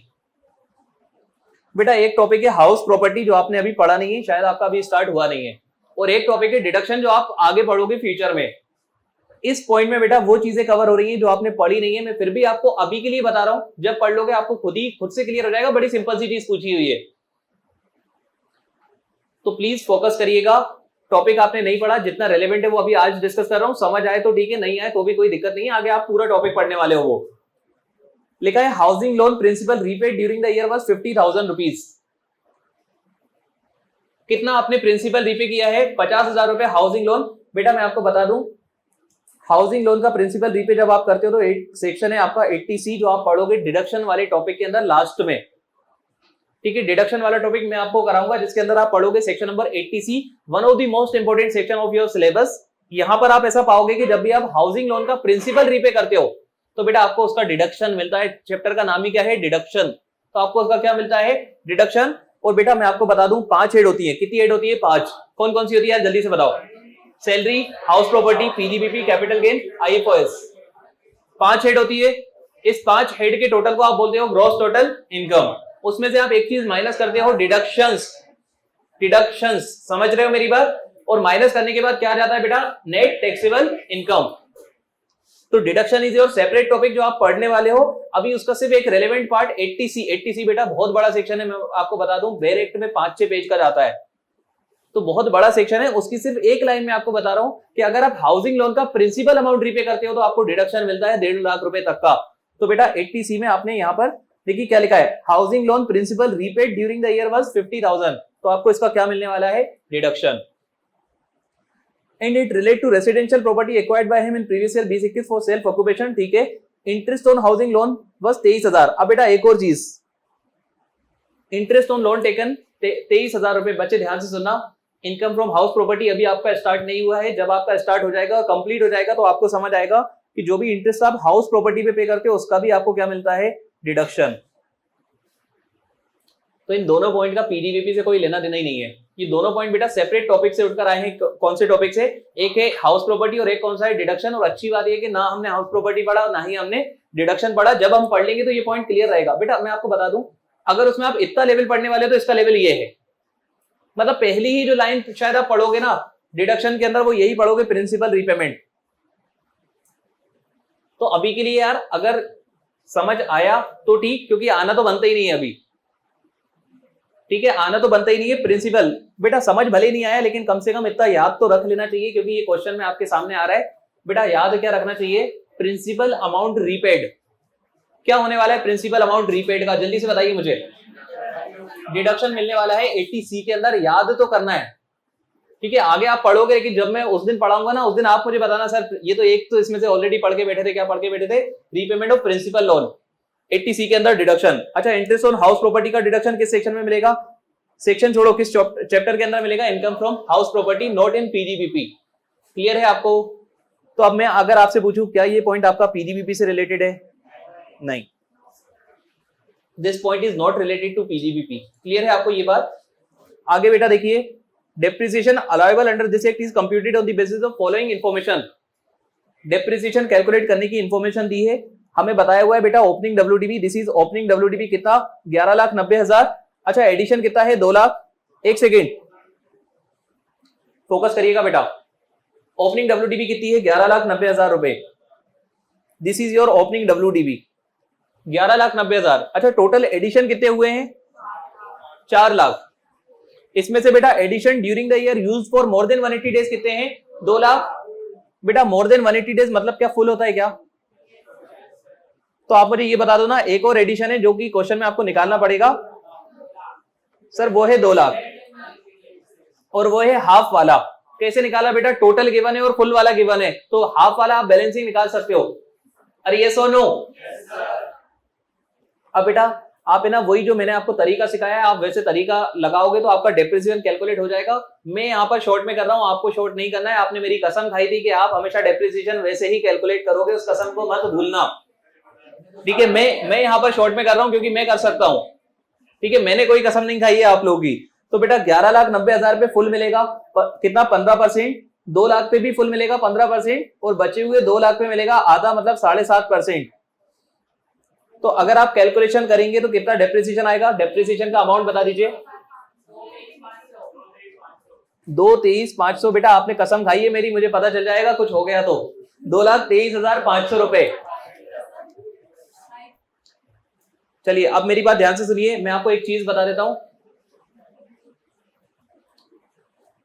बेटा ये मैन्युफैक्चरर है और मैन्युफैक्चरर को एडिशनल डेप्रिसिएशन मिलता है। मैं आपको बता दूं यहां पर आपको एडिशनल डेप्रिसिएशन मिलना चाहिए। और मैं आपको एक और चीज बता देता हूं, एक प्रोस्पेक्टिव गलती जो आप करने वाले हो, आप एडिशनल डेप्रिसिएशन का कैलकुलेशन भूल सकते हो, आप एडिशनल डेप्रिसिएशन को इग्नोर कर सकते हो, लेकिन नहीं करना आपको। अगर मैन्युफैक्चरर था तो आपको एडिशनल डेप्रिसिएशन लेना चाहिए था। क्वेश्चन मैं आपको बता दूं, क्वेश्चन आपको याद थोड़ी दिलाएगा, क्वेश्चन ने तो ऊपर बता दिया कि सामने वाला कौन है, मैन्युफैक्चरर। अब आपकी रिस्पांसिबिलिटी उस पे क्या निकालना, एडिशनल डेप्रिसिएशन। इस क्वेश्चन में फिर भी आप नहीं निकाल रहे, उसकी वजह से वित्तीय क्वेश्चन भगवान होता है बेटा, क्वेश्चन ने मना कर दिया है, वरना आपको एडिशनल डेप्रिसिएशन यहां पर निकालना चाहिए था। देखिए कहां पर मना करा है, इग्नोर एडिशनल डेप्रिसिएशन। लेकिन मैं आपको बता दूं एग्जाम में ऐसा नहीं आएगा, एग्जाम में एडिशनल डेप्रिसिएशन भी पूछेगा अगर वो मैन्युफैक्चरर है तो। आप गलती मत करना, आप अपने आप को डेवलप किस अकॉर्डिंग करना है कि भैया एडिशनल डेप्रिसिएशन मिलेगा किसको, मैन्युफैक्चरर को, पावर जनरेशन, डिस्ट्रीब्यूशन, ट्रांसमिशन को। इस क्वेश्चन में आप नहीं कर रहे हो, जस्ट क्योंकि गिवन है क्वेश्चन में इग्नोर करने का। अब बेटा इसी भीड़ में से कोई नालायक बच्चा बताए मना करने के बाद भी एडिशनल डेप्रिसिएशन कैलकुलेट करके आएगा, क्वेश्चन को चैलेंज करके आएगा एग्जाम में। एग्जाम में वो क्वेश्चन को चैलेंज कर देगा और मैं आपको बता दूं जीत किसकी होने वाली है बेटा, क्वेश्चन। अगर कोई बच्चा यहां पर एडिशनल लगाकर आता है, कंसेप्चुअली लगना चाहिए था, अगर यहां लगा के आता है मना करने के बाद भी, तो शायद बेटा उसके मार्क्स कट, शायद क्या मतलब 100% उसके मार्क्स कटने वाले, फिर उसका डेप्रिसिएशन गलत हो जाएगा। एम्बिग्यूटी, एम्बिग्यूटी इन लॉ, सुनिएगा ध्यान से, ठीक है। दो व्यू आने वाले हैं यहां पर, एम्बिग्यूटी है। अब सुनिए मेरी बात बेटा, यहां पर है ना दो व्यू हैं, इसलिए ध्यान दीजिए आप, ठीक है। दो व्यू है, मतलब लोग कुछ और बोल रहा है और लोग कर कुछ और रहे हैं। सब लोग ध्यान दीजिएगा, क्या लिखा है आप पढ़िए पहले, क्या लिखा है, सम of 4000 per month was paid as salary to staff. ध्यान से सुन लीजिए बेटा, 4000 रुपए पर मंथ आप सैलरी पे करते थे स्टाफ को थ्रू आउट द ईयर, मतलब साल भर में आपने कितनी पे करी होगी, 48,000। This is not been recorded in the books of account. बेटा नालायक अकाउंटेंट इसको रिकॉर्ड करना भूल गया, तो क्या आप आज रिकॉर्ड कर लोगे उसे? बेटा जो आपसे आंसर पूछ रहा हूं ना उसको आंसर करना मेरी बात। 4000 रुपए पर मंथ के हिसाब से 48,000 रुपए की सैलरी आप रिकॉर्ड करना भूल गए हो। नालायक अकाउंटेंट रिकॉर्ड करना भूल गया, चार्टर्ड अकाउंटेंट ने पकड़ ली है वो गलती, तो क्या उसको डिडक्शन ले लेना चाहिए? यहाँ पर कितनी ले लेना चाहिए सैलरी? 48,000। अरे यस और no? This is view number 1, alternative number 1। Alternative number 1 क्या है? आप उस बेटा प्लीज फोकस करिएगा, प्लीज बात मत करिए, मैं आपको बता रहा हूं तकलीफ हो जाएगी आपको। बहुत खतरनाक पॉइंट है, इतना खतरनाक पॉइंट है कि आप याद नहीं रख पाओगे इसको, एग्जाम में नहीं रख पाओगे आप इसको याद। मैं आपको बता रहा हूं आज, प्लीज फोकस करिएगा। यहां पर बेटा ध्यान से सुनना, 48,000 रुपए का आपको डिडक्शन मिलना चाहिए। This is view number 1। आपको पता है व्यू नंबर 2 क्या बोलता है? सब लोग फोकस करिएगा। व्यू नंबर 2 बोलता है कि माइनस छोड़ो उल्टा प्लस कर दो। एक सेकेंड, माइनस छोड़ो उल्टा क्या कर दो यार, प्लस कर दो। बेटा ध्यान से सुनना, आपको डिडक्शन मिलना चाहिए था। व्यू नंबर 1 करेक्ट था। व्यू नंबर 2 क्या बोलता है? आप माइनस मत करो, आप उल्टा उसको ऐड कर दो। बेटा डुअल इंपैक्ट हो जाएगा। लेकिन ध्यान से सुनिएगा, ऐसा क्यों, अब मैं आपको समझाऊंगा ऐसा क्यों करना है, कब करना है और एग्जाम में क्या करना है, सब मैं आपको बताऊंगा। प्लीज फोकस करिएगा। थोड़ा सा मैं आपके सामने इसका एनालिसिस कर रहा हूं, इसीलिए बता रहा हूं बच्चे प्लीज फोकस करिएगा। मैं आपको लॉजिक के साथ बताऊंगा, व्यू के साथ बताऊंगा और क्यों कर रहा है ऐसा, सब कुछ आपको क्लियर होगा। ये एनालिसिस सिर्फ अच्छे से देखिएगा, this is important, this is technical. बेटा यहां पर ये जो खर्चा है ना, ये ओमिटेड है शायद, ओमिटेड खर्चा। ओमिटेड मतलब भूल गए आप, तो मैं आपको बता रहा हूं एक्सपेंस ओमिटेड। जरूरी नहीं है सैलरी हो, रेंट भी हो सकता है, कोई भी खर्चा हो सकता है, कोई भी खर्चा आपका क्या है, ओमिटेड है। प्लीज फोकस करिएगा बेटा, अगर खर्चा ओमिटेड है ना, आपको दो चीज देखनी है, दो इसमें व्यू हो सकते हैं। और व्यू कुछ ऐसे नहीं है कि रैंडमली कुछ भी व्यू है, नहीं। इसमें एक चीज हो सकती है कि इसका जो सोर्स है ना, सोर्स एक्सप्लेनेटरी था, और दूसरा पता है क्या हो सकता है, सोर्स अनएक्सप्लेनेटरी। बेटा अगर मैं आपको लेमन लैंग्वेज में बताना चाहूं, एक्सप्लेनेटरी मतलब व्हाइट मनी था, सिर्फ आप भूल गए, मतलब आपकी छोटी सी गलती हो गई, सिर्फ आप ओमिट करना भूल गए, सिर्फ आप रिकॉर्ड करना भूल गए। और बेटा दूसरा क्या है, अनएक्सप्लेनेटरी। सोर्स आपका क्या है, unexplanatory. What does it means? ध्यान से सुनिएगा बच्चे, प्लीज फोकस करिएगा। अनएक्सप्लेनेटरी का मतलब है आपने ब्लैक मनी से ये खर्चा पे करा था। अनएक्सप्लेनेटरी जिसका आप सोर्स नहीं बता पा रहे हो, आप डिपार्टमेंट को नहीं बता पा रहे हो 48,000 आए कहां से। बेटा डिपार्टमेंट आपसे क्वेश्चन पूछेगा, वो आपसे पूछेगा 48,000 भूले तो भूले कैसे, आप मुझे सोर्स बता दो। आप बता दो 48,000 आए कहां से थे। अगर आपने बता दिया तो ट्रीटमेंट अलग होगा, और अगर नहीं बता पाए तो बेटा वो टैक्स की चोरी है, वो टैक्स की चोरी है। आप पक्के में ब्लैक मनी से कुछ पे कर रहे थे और जिसका आप डिडक्शन आप मांग रहे हो। तो बेटा अगर सोर्स एक्सप्लेनेटरी है, अगर आप सोर्स को एक्सप्लेन कर पा रहे हो तो आपको इसका बेटा डिडक्शन मिलना चाहिए, जो कि आपका था व्यू नंबर 1। ठीक है, अगर खर्चा क्या है, एक्सप्लेनेटरी है बेटा, अगर आप उसको एक्सप्लेन कर पा रहे हैं तो आपको उसका क्या मिल जाएगा, डिडक्शन। लेकिन बेटा खबरदार, अगर वो अनएक्सप्लेनेटरी निकला, अगर आप उसका सोर्स नहीं बता पाए, मतलब बेटा आपका वो ब्लैक मनी से पे हुआ था, तो उस केस में सरकार बोलती है सेक्शन 69C के अंदर कि दैट विल बी टैक्सेबल। आज डिडक्शन नहीं मिलेगा बेटा, उल्टा उल्टा क्या हो जाएगा, टैक्सेबल। पहले तो क्या मिलना चाहिए था, deduction, this is view number 1, लेकिन आज इधर क्या हो रहा है बेटा, taxable, this is view number 2। आपको पता है ये कोई व्यू थोड़ी है, ये कोई व्यू थोड़ी है, ये तो बेटा डिपेंड करता है सोर्स बता पा रहे हो या नहीं। लेकिन आप देखिए, अब आप क्वेश्चन पढ़ोगे तो यहां पर सोर्स के बारे में कोई बात हुई है या नहीं हुई, तो बेटा नहीं हुई तो आप माइनस भी कर सकते हो, प्लस भी कर सकते हो, you can follow any view. लेकिन जो भी आप फॉलो करोगे नीचे आपको एक्सप्लेनेशन अजम्पशन लिखना पड़ेगा, अज्यूमिंग सोर्स इज एक्सप्लेनेटरी और सोर्स इज अनएक्सप्लेनेटरी। तो ध्यान से सुन लीजिए। तो मैंने आपको क्या बताया, पहले मैं आपको बता देता हूं। खर्चा आप रिकॉर्ड करना भूल गए, मत लिखिएगा प्लीज अभी। खर्चा आप रिकॉर्ड करना भूल गए बेटा, दो केस हो सकते हैं, सुनना मेरी बात। आप लोग असेसी हो, मैं हूं इनकम टैक्स डिपार्टमेंट। आप खर्चा रिकॉर्ड करना भूल गए, मेरे पास आए हो कि सर खर्चा रिकॉर्ड करना है एक। अब मैं आपसे पूछूंगा सोर्स बताओ। अगर आपने सोर्स बता दिया तो आपको क्या मिल जाएगा बेटा, उसका डिडक्शन। अगर आप सोर्स नहीं बता पाए तो डिडक्शन छोड़ो, फिर मैं आपसे पूछूंगा कि बेटा ये आया कहां से था 48,000, और क्योंकि आप सोर्स नहीं बता पा रहे हो तो मैं उसको क्या कर दूंगा, टैक्सेबल। और बेटा मैं आपको एक और चीज बताऊं, अगर आप किसी चीज का सोर्स नहीं बता पाते हो ना, तो उस पर टैक्स लगता है 60% टैक्स। बेसिक टैक्स बता रहा हूं, आपने रेट भी नहीं पढ़ा ये। अगर आप सोर्स नहीं बता पा रहे हो, आपको याद रखने की जरूरत नहीं है अभी के लेवल पे।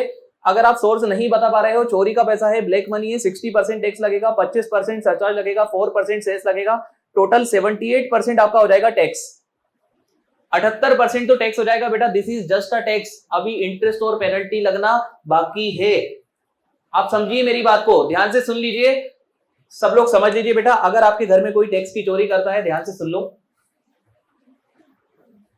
बेटा। अगर मैं आपको एक चीज बता देता हूं, जब आप ईमानदारी से टैक्स पे करते हो तो आपको ज्यादा से ज्यादा टैक्स रेट लगता है 30%, ज्यादा से ज्यादा सरचार्ज लगता है 37%, और ज्यादा से ज्यादा सेस तो हमेशा 4% लगता है।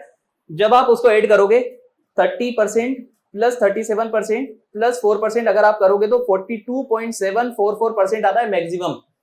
This is maximum amount of tax जो कोई भी पर्सन पे करता है, 42.744%। मतलब आप 100 रुपए कमाते हो और इतना आपको क्या लग जाता है, टैक्स। अरे ये सो नो बेटा, अंबानी जी कितना टैक्स लगता है, 42.744%। लेकिन बेटा खबरदार, अगर किसी ने टैक्स की चोरी करी तो अब टैक्स पे जो रेट लगेगा वो 60% तो बेसिक टैक्स लगेगा, फिर इस पे क्या लगेगा 25% कंपलसरी सरचार्ज, फिर लगेगा 4% सेस। अगर आप ऐड करोगे 60% प्लस 25% प्लस 4%, ध्यान से सुनना, ये परसेंटेज डिस्प्ले नहीं है, आपको परसेंटेज अप्लाई करना पड़ेंगे, तो ये आ जाएगा आपका 78%। 78% आपको टैक्स लगने वाला है। This is just basic tax. अभी बेटा आपको पेनल्टी इंटरेस्ट लगना बाकी है, क्योंकि आपने चोरी करी है, अनएक्सप्लेनेटरी है। समझ रहे हैं क्या मेरी बात यार? सुनो एक चीज सुनो, समझ लो। क्वेश्चन में क्या कर रहा है वो तो अपन देख लेंगे बेटा, सुन लो समझ लो बात को। कुछ टेक्निकल बातें, कुछ ऐसी बातें जो आपके इजीली हजम नहीं होना चाहिए। जब भी ओमिटेड एक्सपेंस है ना, उसके दो व्यू पॉसिबल हैं। आपको अजम्पशन लेना पड़ेगा एग्जाम में, इंस्टीट्यूट भी अजम्पशन लेता है। अगर आप चेक करोगे ना, उसने एक आंसर लिखा होगा, नीचे अजम्पशन भी लिखा होगा, तो आपको भी यही करना है। तो बेटा दो चीज क्या हो सकती है, एक आप उसको जेन्युइन खर्चा मान लो, मतलब आप इंटेंशन सही मान लो, सोर्स एक्सप्लेनेटरी मान लो, और उसका क्या ले लो, डिडक्शन। ये एक आइडियल सिचुएशन है। लेकिन बेटा अगर आइडियल सिचुएशन नहीं हुई, टैक्स की चोरी की है, अनएक्सप्लेनेटरी है, तो बेटा आज डिडक्शन भूल जाओ। आज तो उल्टा वो क्या होने वाला है, टैक्सेबल। और टैक्सेबल भी बेटा वो नॉर्मल रेट से नहीं होगा जो आपने पढ़ा है, टैक्सेबल होगा बहुत हाई रेट से, 78%। इस पे क्या लगने वाला है, टैक्स। समझ रहे हैं क्या आप लोग? अब बेटा प्लीज एक चीज और ध्यान दीजिएगा, जैसे कि पहले मैं आपको इस क्वेश्चन में बता देता हूं। आप मुझे बताओ, आपने क्या व्यू फॉलो करा था ईमानदारी से? आपने पता है, आपने जेन्युइन वाला बेटा व्यू फॉलो करा होगा कि 48,000 आपको क्या करने को मिलेगा, माइनस। ऐसे ही व्यू करा होगा। अब अपन इंस्टीट्यूट का आंसर अगर चेक करें, देखिए क्या लिखा है, पढ़ना बेटा ध्यान से, salary paid to staff not recorded in the books assuming that the expenditure is in the nature of unexplained expenditure and hence is deemed to be income as per section 69C would be taxable at the rate of 60%। बेटा इनने सिर्फ 60% बताया है, आपको पता है 60% अकेला नहीं लगेगा, इस पे 25% सरचार्ज और 4% क्या भी लगने वाला है, सेस, मतलब इफेक्टिव रेट होने वाला है 78% आपका। समझ रहे हैं क्या मेरी बात? बेटा ध्यान से सुनना, किसी बच्चा, कोई बच्चा इसका अदरवाइज व्यू भी ले सकता था, इसको एक्सप्लेनेटरी मान सकता था। अगर वो एक्सप्लेनेटरी मानता तो 48,000 का उसको डिडक्शन मिलना चाहिए था। एग्जाम में कौन सा व्यू फॉलो करना है बेटा? कोई भी व्यू फॉलो कर लो, नीचे लिखना पड़ेगा आपको, ठीक है, नीचे आपको लिखना पड़ेगा जी।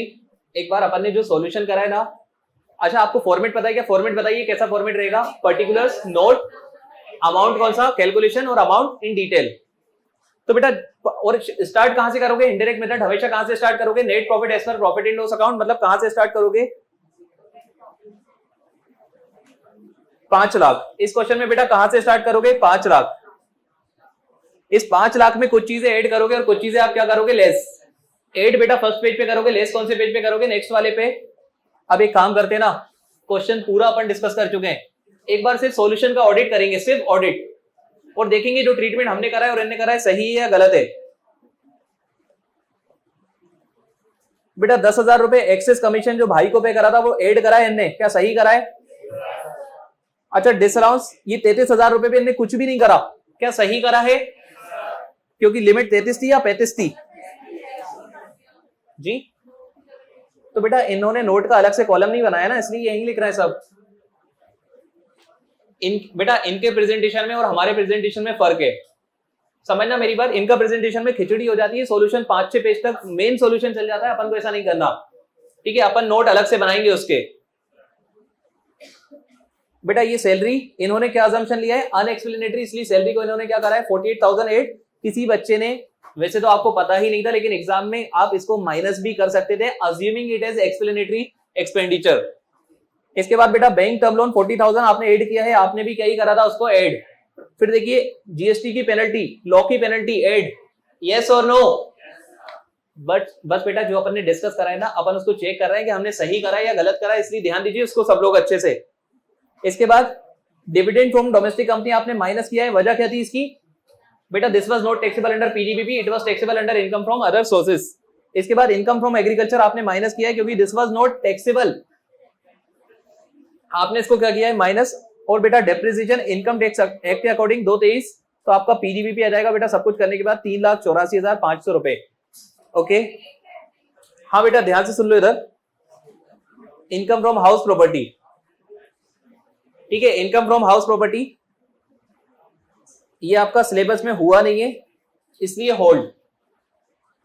अच्छा इनकम फ्रॉम अदर सोर्सेज भी हुआ नहीं है इसलिए होल्ड, और बेटा डिडक्शन भी हुआ नहीं है इसलिए होल्ड। मतलब अभी सिर्फ आपने क्या कैलकुलेट करा है? पीजीबीपी, क्योंकि आपने पढ़ा भी अभी सिर्फ तक क्या है? सिर्फ पीजीबीपी। इसी तरह के इन्फॉर्मेटिव वीडियोस देखने के लिए हमारे चैनल को सब्सक्राइब करें और लेटेस्ट वीडियोस को सबसे पहले देखने के लिए बेल आइकॉन को हिट करें, साथ ही लाइक और शेयर करना ना भूलें। APT educating India.